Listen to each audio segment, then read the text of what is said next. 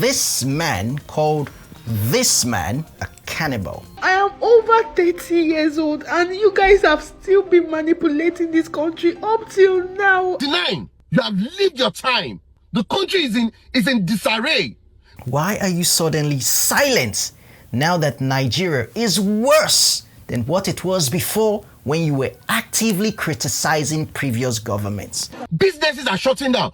Over 700 businesses gone. I have kids. People are still manipulating. Wole Soyinka, leave us alone. This kidnapping and all armed robbery, whether they have pussies. Look at the face of this man, but look at the face that our professor chose to describe this man. Since I graduated over 14 years ago, I have never worked. Be a lady first before being a first lady. People are hungry. Inflation is over the roof. Price of fuel today is over 700. The same Wole Soyinka he has kept quiet. He has not come out to tackle the government. Not to even talk of exchange rates. But all you care about is Peter Obi not contesting in 2027. It has been shown that our elders in this country don't care about anything. They only care about themselves. They only care about their standing in the society. That is what they only care about. They don't care about you, the young people. So they can say anything to gaslight. They can speak the biggest grammar to gaslight. They can appear to be neutral to gaslight. But the fact remains, con, lay their pocket. Con, lay their pocket. This man called this man a cannibal. This happened sometime around the mid-1990s. I was still in secondary school. I saw it on TV, CNN. Then he was in exile. And this man was the president of Nigeria. He was a dictator, a maximum ruler, a one who was silencing every opposition. This man was no one to be messed with. Consequently, the following decisions come into immediate effect. The interim national government is hereby dissolved. This man takes no nonsense from bad governments. He stands against them, fights against them, resists them, and that has been the story all his life. You can see him here again, comparing this man to Dracula, Count Dracula. A better sense of power, is not power in transforming society, but it's a kind of vampiric sense of power that it's by sucking the blood of society that you bloat your own image, your own stature up. Can you hear him? He shows no mercy to people that are making life miserable for their citizens. His name is Professor Wole Soyinka, Africa's first Nobel laureate. But who are these people insulting him?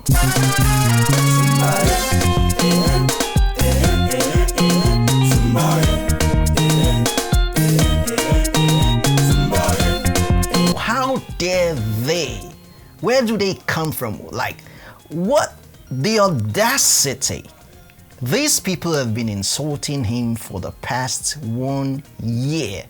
They are called the Obedience. The Obedience are people who are mostly associated with a presidential candidate of the Nigerian elections of 2023, the presidential candidate by the name of Peter Obi. The Obedience are his supporters. They are people who mobilize without funds, people who said they were tired of poverty, hunger, the bad government, and things not working in Nigeria. They formed the Obedient movement and they rallied around Peter Obi. And for some time now, especially in the last 1 year, they've been everywhere, especially on Twitter and every other internet platform, insulting this great man that has been fighting against injustice for more than 4 decades. But let's not get too emotional, because these Obedience seem to be reacting to an action.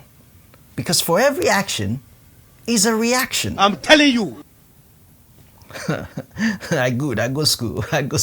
Yes, the Obedience are reacting to an action. And for every action, there is a reaction. So a reaction is as a result of an action. So what is this action? Well, let's look at the professor. You cannot dispute his achievements in the fight against injustice, in the fight against bad governance in Nigeria. You cannot take that from him. You cannot take away his intellectual prowess.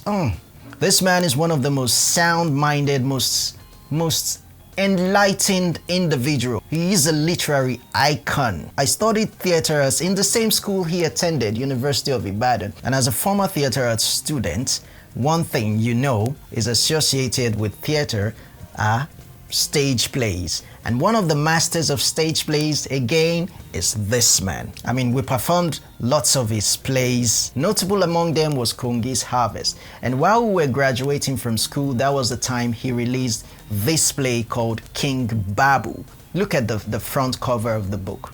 King Babu is a satire directed again towards this man.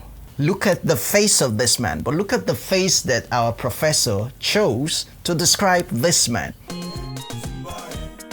When it comes to people that are not performing well, that never performed well, this man does not spare them. Just be a lady first before being a first lady. In fact, you cannot be a first lady without being a lady. And that's the only advice I have for her. So why are the obedience insulting him? From my observation, there are two types of obedience in this race, in this battle. Two types of obedience. The ones insulting, just coming out with no respect, saying words like gray hair isn't wisdom after all, and saying all sorts of jargons, I would say. These people insulting, shame on you all. Wherever you are, look at my face. There, I'm sorry, shame on you. If the only way you can pass your message across to the professor, if you're in disagreement with him, is to insult his achievements and all of that, to insult him tribally and all of that, shame on you. However, there's another group of obedience.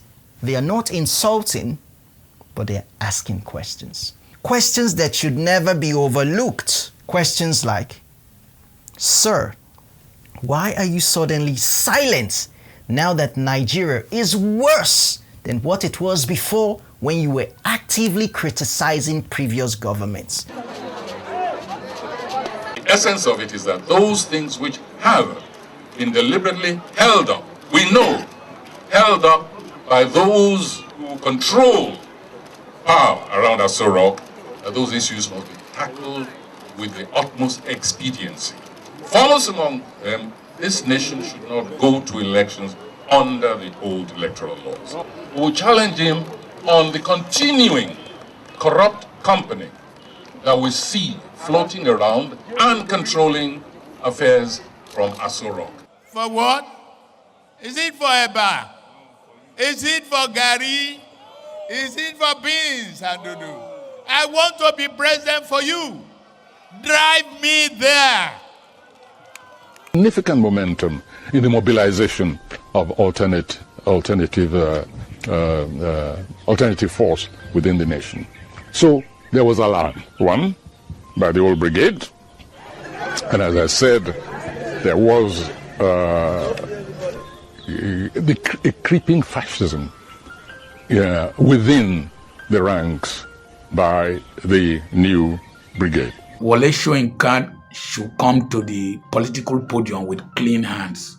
He led a mob against Goodluck Jonathan that carried a coffin with Goodluck Jonathan's effigy in it.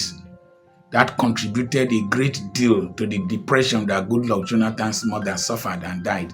And some prominent religious leaders who are now quiet were in the forefront of that push against Goodluck Jonathan. And so he has no moral justification to condemn any person for insulting or abusing him or dragging him. People should come to you. You should be where they come to for advice, for resolution of conflict, not the one causing conflict. Professor Wole Soyinka, you shouldn't be causing conflict in this country at your age. Let's even go by what you have caused in this country. The cultism that you started in Nigeria is still going there, causing problem. Young boys are sick themselves. Or should we talk about when you went to use to waylay them at a radio station? Or because you are not satisfied with the government, and it is you now that is coming out to call some people different names.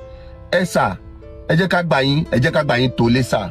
Professor Wole Soyinka sir, ẹ jẹ́ kí àgbáyín tó lé If it's a bad Nigeria, you don't have a future in this country. We have a future in this country. You're 89. You have lived your time. The country is in disarray. Businesses are shutting down. Over 700 businesses gone. People are hungry. Inflation is over the roof. And all you care about, not to even talk of exchange rates, but all you care about is Peter Obi not contesting in 2027. So, Wole Soyinka, I saw your message, your tweet, and it's really painful because, you know, one would expect that you people have some level of, with the level you guys have attained, you should have some level of sympathy. The other day we saw you at Aso Rock. We saw you in Aso Rock and you were just enjoying your life. Like, you don't have any problem. With all due respect, sir, you are 89. You are 89. Can you people stop? Can you people stop playing with the future of Nigeria? Can you people stop? Most of your children are abroad. We in Nigeria, what future are you guys laying down? You are 89. You are 89. 89. Wole Soyinka, you are 89. You people should leave Nigeria alone. Leave the politics alone. Allow Nigerians to breathe. We are hardworking. Like, we are hardworking. Everybody knows. Every other country knows that Nigerians are good. Nigerians are strong. But in Nigeria, you try to frustrate Nigerians. And when will it end? How many of us are going to travel out? How many of us are going to run out of Nigeria for you guys to leave? How many of us? Children that were born when? I am over 30 years old and you guys have still been manipulating this country up till now. I have kids. People are still manipulating. Please, people should leave us alone. Wole Soyinka, leave us alone. Tell your people in APC to leave us alone. Allow Nigerians to breathe. Your prayer is that let the poor breathe. And then Senator Mustafa has seconded that the poor should breathe. Those who are in support of the additional prayer that the poor should be allowed to breathe, say aye. And those who are against say nay. The ayes have it, the poor must be allowed to breathe. Let me... Why are you suddenly silent? Professor Sir, why are you no longer talking? Bola Ahmed Tinubu is now the president of Nigeria, and the truth of the matter is that under him, in just 1 year, Nigeria has become the worst place to live in. The worst place to give birth to a child, the worst place to bring a child into this world, the worst place to do anything, the worst place to fall sick, the worst place to travel on the roads, the worst place to be in your house. Best day in your house. We don't know how Nigeria become a dirty for straight and rich. We make us say day door. They on your own. The family go shop. I'm more but I'll go break it. Now the person that they on life support. Now, as I'm talking to you now, this person that they on life support, who they in your house? Why this kidnapping and all armed robbery, whether they have pussies? Everything has gone crazy. Since I graduated over 14 years ago, I have never worked. I have been doing business on my own. Never have I felt so suffocated. Never have I felt so suffocated doing business. You buy fuel at what cost? There is no light. You buy fuel to even charge your phone to be able to do online business. Over 70% of your profit is gone. And then there is still a lot of uncertainty. Please, you should leave us alone.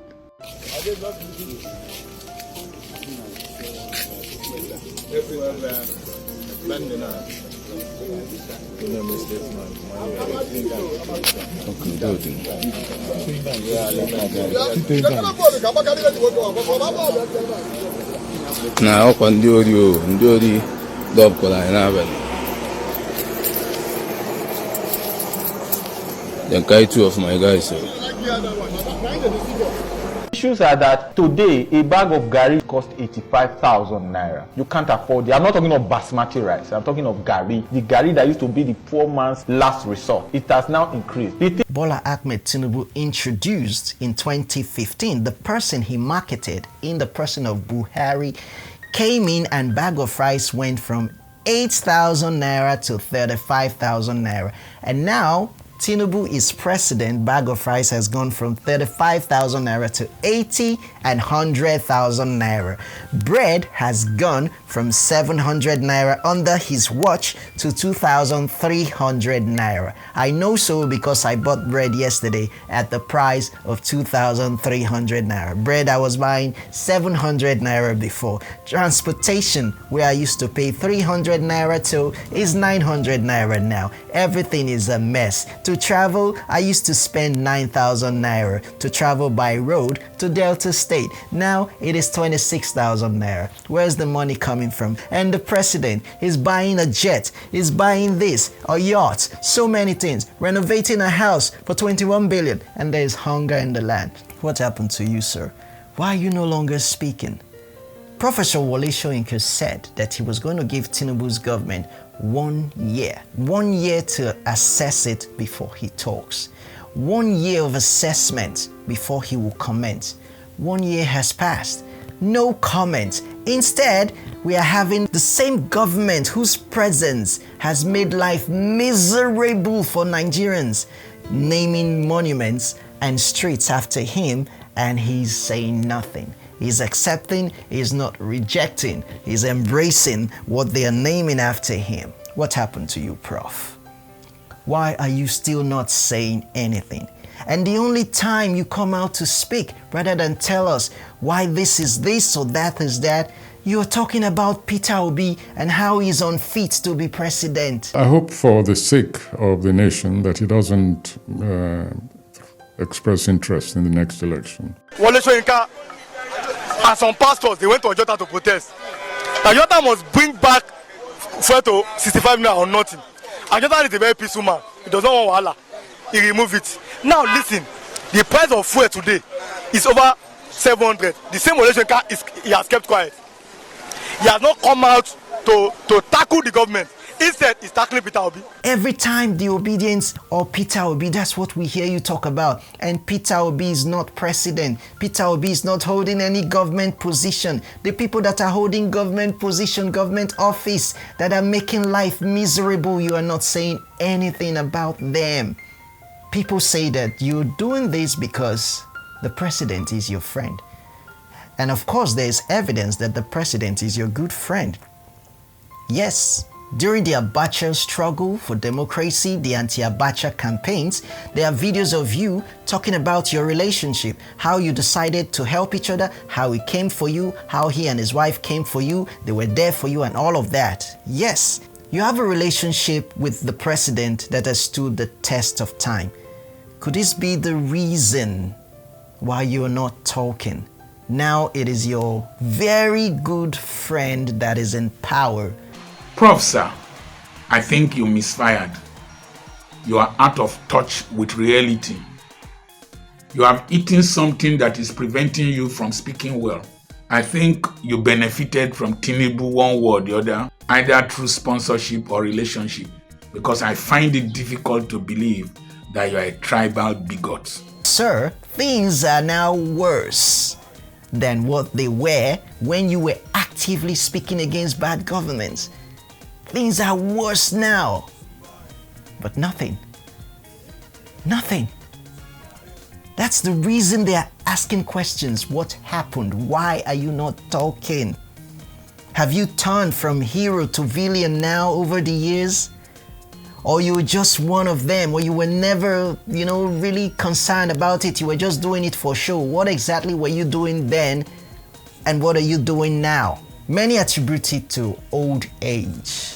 Say because you're old, it's your mind, it's not like it was then. When people get old, they change, they don't really process things right anymore. It is redundant in the extreme for us to be waiting for Professor Soyinka to tell us the truth that are our own objective realities. He has lived his time. Being angry with him is even stupid for us. For us to even be angry is stupid. Why are we waiting on an 89-year-old man to tell us the truth of our reality? Could it be that you're really one of them, but you were fighting then because, what happened, Professor Wole Soyinka? Remember when you said back in the 90s here, right in this video, that you couldn't wait to go back to free that country? That country, Nigeria. Remember when you said that? I most certainly will be going back to that country. I'll be going back to a free country, or I'll be going back in time to participate in the final critical stages of freeing that nation. But I will be going back. Why are you so sure? Why am I so sure? Because I have no intention of dying in exile. So is this the freedom that you dreamed of when you were younger for Nigeria? More poverty for the people, more pain, more misery, more insecurity, more bad roads, lack of fuel, lack of basic amenities, walking. Is this the freedom that you thought about that made you wanted to come back to the country while you were in exile? Is this the freedom? Today now, the people in power have brought misery 10 times worse than what Jonathan brought upon Nigerians. Misery so high to the heavens. Nigerians have never been this miserable. But you're not talking. You are not talking. When the Pirates Confraternity, a movement which you formed, came out to mock the president before the elections, you were the first to come out to condemn that action. You jumped in defense of the president and you spoke against the Pirates Confraternity. But the Pirates Confraternity, they were doing something you taught them to do. But you came out to condemn what you taught them to do.